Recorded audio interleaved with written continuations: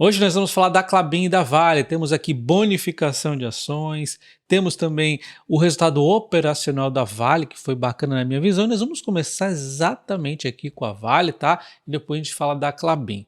Mas primeiro deixa seu like, é muito importante seu like e sua inscrição no canal também, ativando o sino para você ser notificado quando eu faço novos vídeos, né? Primeiro, dando uma olhada aqui no geral, a gente vê que o resumo da produção em relação ao mesmo trimestre do ano passado, nós temos um aumento de 6,1 aqui no minério de ferro, 1,8 em Pelotas, 22,2 aqui no cobre e uma queda apenas no níquel em 3,7.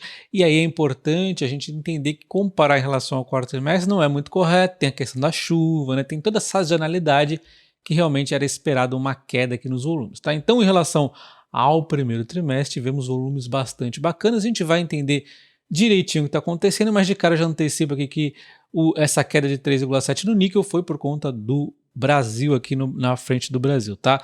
Resumo de vendas, vai seguir muito aqui também a questão da produção e também com o esquema aqui de vendas da empresa. Eu prefiro focar mais na produção, tá? Mas na verdade o resultado vai vir mais aqui na frente das vendas, tá? O resumo aqui da realização de preços da empresa, a gente pode ver que os finos do minério de ferro aqui tiveram uma queda de 7,7%, a gente está vendo aqui o minério de ferro ficando então em torno de 100 dólares, que aliás é um ótimo preço, tá? Pelotas aqui teve finalmente uma recuperação um pouquinho aqui de 5,8% em relação ao primeiro trimestre, em relação ao quarto trimestre, ainda tem muito mais a subir na minha visão. Cobre aqui tem uma queda de 3,2% em relação ao trimestre anterior e uma queda mais forte em relação ao ano passado. Ele vinha aqui numa realização, mas já está meio que se sustentando. Isso aqui aconteceu também no trimestre anterior, meio que tentando se estabilizar aqui o cobre, tá? Enquanto o níquel ainda vem caindo, né? Caiu 83% em relação ao ano e mais 8,5% em relação ao trimestre anterior. Isso não é o fim do níquel, tá? O níquel ele é muito importante aqui na transição energética. Nós tivemos aqui um aperto na oferta que ocasionou uma explosão nos preços do níquel e agora ele está aqui caindo. A gente vê vários minerais aqui, por exemplo, dos carros elétricos, como por exemplo o próprio lítio, tiveram essa queda aqui um pouco acentuada, mas daqui a pouco vai se normalizar o mercado, tá? E vamos agora entender um pouco mais dos detalhes do que aconteceu aqui com a Vale, a começar com o minério de ferro aqui. Olha só, a produção teve um aumento de 6,1, conforme nós já vimos, aumentou no norte, no sudeste, no sul, mas o mais impressionante é que ela conseguiu aumentar essa produção mesmo com maior chuva. Então nós tivemos aqui uma maior chuva e muito mais chuva aqui no sudeste e no sul, e ainda assim a empresa conseguiu aumentar o volume, porque ela vem atuando exatamente aqui para minimizar os impactos da chuva em todas as frentes, principalmente aqui no norte e no sudeste, onde ela deixou bem destacado aqui que ela teve iniciativas exatamente para isso e conseguiu um desempenho melhor por conta disso que ela vem fazendo. Ela vem atuando muito na eficiência, isso é uma das provas, né? Enquanto aqui no sudeste também conseguiu performar bem, mesmo aqui com as chuvas maiores, enquanto no sistema sudeste, mesmo com chuva maior, já tivemos uma produção melhor por conta do sólido desempenho operacional das plantas Brucutu e Timbopeba. Eu nunca consigo falar isso direito, então não vou repetir de novo esse trecho, tá? Enfim, esse desempenho melhor ajudou, mesmo com a alegria ali diminuindo um pouco a produção, por conta dos ajustes nas plantas que eles fizeram ali para conseguir o aumento do processamento de minério de qualidade. Então olha só, minério de qualidade, quando a gente está falando de minério de qualidade, está falando de longo prazo. A empresa está visando lá na frente, cada vez mais esse minério de qualidade vai ganhar valor, né?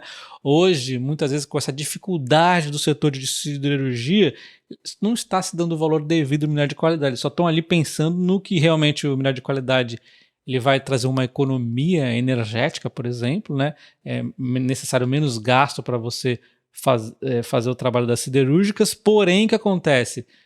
Existe também o outro valor, que é o ESG, a menor poluição e tudo mais, né? Toda essa frente aqui, que o mercado não está nem dando tanto valor nesse momento, por conta do cenário apertado para as siderúrgicas, tá?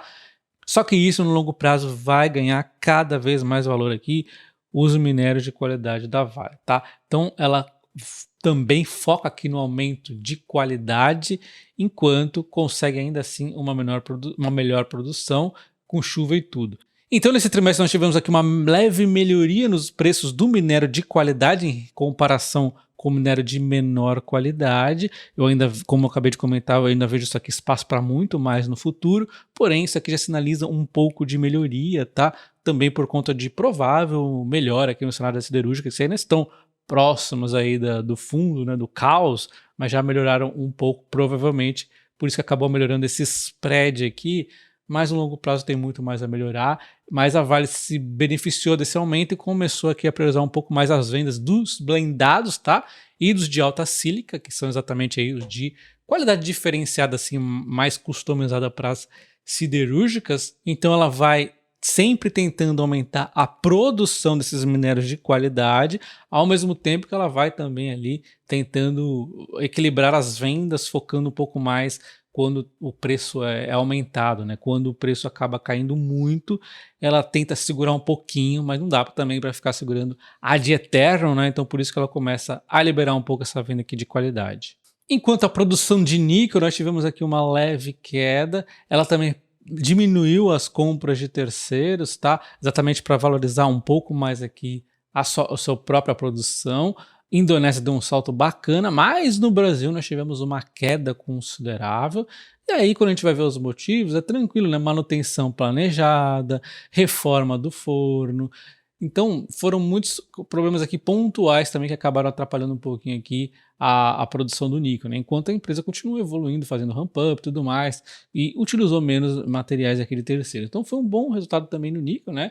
Já que as reformas, as manutenções são normais de acontecer eventualmente, as vendas do níquel ela equilibrou aqui de acordo com a estratégia e tudo mais, né? E os preços, foi aquilo que a gente viu, né? Ainda tá um pouquinho aqui pressionado, caindo um pouco o níquel, mas em algum momento tendência se fortalecer novamente, porque a transição energética vai continuar, porque os carros elétricos estão aí bastante fortes, que é normal, é natural isso acontecer, né? Uma explosão nos preços, depois uma queda aí, tá? É natural. O importante é a gente ficar focado aqui na demanda, continuando a ficar forte aí nos próximos anos, e é bem provável que continue, né? Enquanto na frente de cobre, nós tivemos um salto significativo no Brasil, no Canadá, tivemos aqui principalmente, o ponto mais bacana foi o ramp-up da Salobo 3, e aí conseguiu uma ótima média de processamento já, e aí tem todo esse aumento, continua indo muito bem aqui o cobre, né, e a questão do preço eu já comentei com vocês, que na minha visão está buscando uma estabilidade para depois voltar a crescer, já está mais, vamos dizer, tranquilo aqui do que a questão do níquel, né? E nós temos que ficar de olho aqui em sossego, tá? Porque tá amanteigada essa situação. Vocês devem se lembrar, né, que o Manteiga foi sugestionado pelo governo e, segundo ali parte da imprensa, o que acontecesse se o Manteiga não entrasse, a empresa Vale teria dificuldades, né? Questão ali da renovação da ferrovia, aconteceu. Questão de licenciamentos, isso aqui foi bem claro, eles falaram, vão ter problema com licenciamento, e foi dito e feito, só foi o Manteiga ser negado, que no dia seguinte começou a surgir uma série de questões ambientais aqui, principalmente no Pará, né? Pará, olha só, a Justiça do Pará, inclusive, suspendeu novamente a mina do Sossego da Vale, matéria de ontem, tá? A Vale tinha entrado como liminar, e aí foi suspensa novamente agora na Justiça, né? Quem é o governador de Paraná? O centro aqui, esse é o problema do centro, né? Ele se alia conforme o interesse. Então ele era aqui, inclusive, ex-ministro de Bolsonaro, apoiou a candidatura do Lula, e agora amiguinho do Lula aqui vai partir para essas coisinhas aí, né? Por que será, né? Por que será? Não sei, mas ele virou número 2 aqui do Ministério de Lula e é uma matéria bem recente, né? É só coincidência, é um monte de coincidência que está acontecendo aqui, tá bom? Olha só, a Vale chegou a subir mais de 3%, mas foi diminuindo essa alta ao longo do dia. A alta no momento de 1,2%, enquanto o minério de ferro sobe 0,5%, uma alta pouca, dado o bom resultado operacional da Vale, que ela está muito pressionada por política principalmente, né? Então a gente vê as cotações da Vale aí no último ano caindo 14,15% praticamente, e isso considerando os dividendos, né? Se você vê a cotação aqui sem dividendos, olha só, quase R$ 79, agora está valendo R$ 62,50. É uma queda considerável, né? Ela está a outro patamar de preço, sendo que, se você olhar o operacional dela, evoluiu os volumes bastante aqui, enquanto só acabou aqui caindo um pouco os preços, que é natural, né? Nem foi tanto, 7% aqui no minério de ferro, né? Então, assim, A Vale majoritariamente está sendo pressionada por política, embora tenha também um pouco ali a questão de Mariana desenroscada no início do ano, e também a China, que sempre está ali sob olhares atentos. Mas no ano passado a China também estava sob olhares atentos, Mariana também não era nenhuma novidade ali, né? Embora tenha desenrolado em janeiro, não era novidade isso. Então, o que teve de grandes novidades foi uma atrapalhada política aqui muito maior do fim do ano passado para cá, que foi quando a Vale começou essa derrocada aqui nas cotações. E agora vamos falar da Klabin, que veio via fato relevante ontem anunciar bonificação de ação. Ela vai aqui aumentar o capital social em 1,6 bilhão de reais. Ela vai utilizar esse dinheiro da reserva de investimento e capital de giro. Então, uma reserva que era própria para isso mesmo. Vocês devem se lembrar que a empresa está no momento de investimentos, né? Inclusive, eu falei mais da Klabin na semana passada. Vale muito a pena você dar uma olhada naquele vídeo, tá? Onde eu dou uma revisada aqui no case novamente. Enfim, ela então aqui acaba emitindo 561 milhões de ações e tantas, são as novas ações que vão ser bonificadas aqui para os acionistas na proporção de uma nova ação para cada 10 ações da mesma espécie, ou seja, 10%. Você tem 100 ações, você vai ter 110, você tem 200, você vai ter 220, né? Você vai ganhar 10% de ações. As novas ações terão os mesmos direitos logo na sequência da emissão delas. Então é importante ficar atento a isso, porque eu vejo muitas pessoas muito ansiosas em relação a bonificações anteriores. E quando que vai se transformar no ativo final? Porque você vai ter bonificado lá com um código diferente e vai ficar ansioso para ver isso aqui virar KBLN4 ou KBLN11, né? E na verdade, não precisa se preocupar com isso, porque logo que essas bonificações forem emitidas, independente do código, ela já vai estar valendo igualzinho uma ação normal, tá?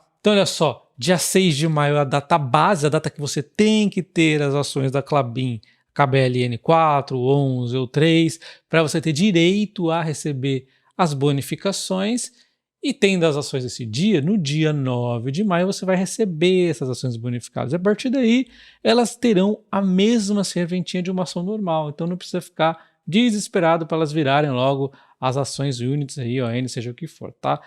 E o valor atribuído dessas ações bonificadas é de 2,84 tralalá, e aí é esse valor que você vai colocar lá no seu preço médio, tá? Eu acho super pertinente essa estratégia da empresa. Nesse momento de investimento dela, ela tá com dificuldade de pagar dividendos maiores, ela vai lá e bonifica o acionista, ou seja, ao invés de ele pagar esse dinheiro para o acionista, ela vai e pega esse dinheiro, investe nela mesmo e paga o acionista com ações. Tem gente que não gosta de bonificações, é controverso, vai da opinião de cada um, mas o fato incontestável é que bonificação traz um ganho fiscal, tá? Um ganho aqui de imposto de renda, né? Em termos de fundamentos, eu falei da Klabin semana passada, então não vai ter tanta novidade para dizer. Então vamos dar uma olhadinha aqui no gráfico, né? A gente vê que ela vinha numa tendência de baixa, depois que ela rompeu isso, olha só, ela disparou e agora ela vem aqui ó, meio que buscando uma lateralização. Então talvez esse ponto de 24,30 aproximadamente é um ponto aqui de suporte, talvez seja aqui a mínima por enquanto, né? Se o cenário não piorar de novo, né? Então nós estamos falando aqui da Klabin 11, a Klabin 4 vai ser parecida a situação, né? Tá aqui também numa alta e agora vem fazendo também este fundo, mas é menos nítido aqui o suporte na Klabin 4. Um dos motivos para a Klabin ter subido tanto foi essa disparada na celulose, a gente vê que deu uma disparada, hoje até deu uma quedinha suave, mas assim, tá em valores muito melhores daquele fundo histórico aqui, né?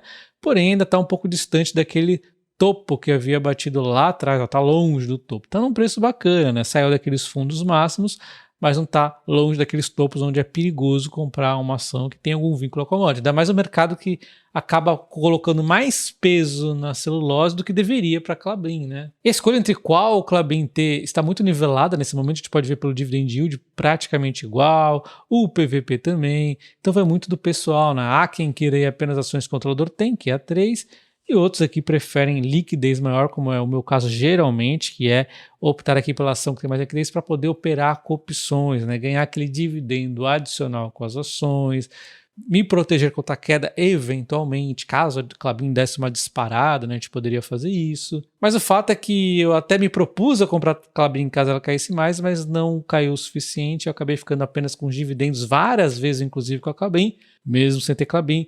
ganhei dividendos com ela. Inclusive, se você quer conhecer meu curso de opções, link na descrição do vídeo, nos comentários fixados, que é um curso onde eu te ensino a utilizar opções utilizando a lógica por detrás de uma empresa, né? Não opere opções apenas pelo modo especulativo. Um abraço e até o próximo. Valeu!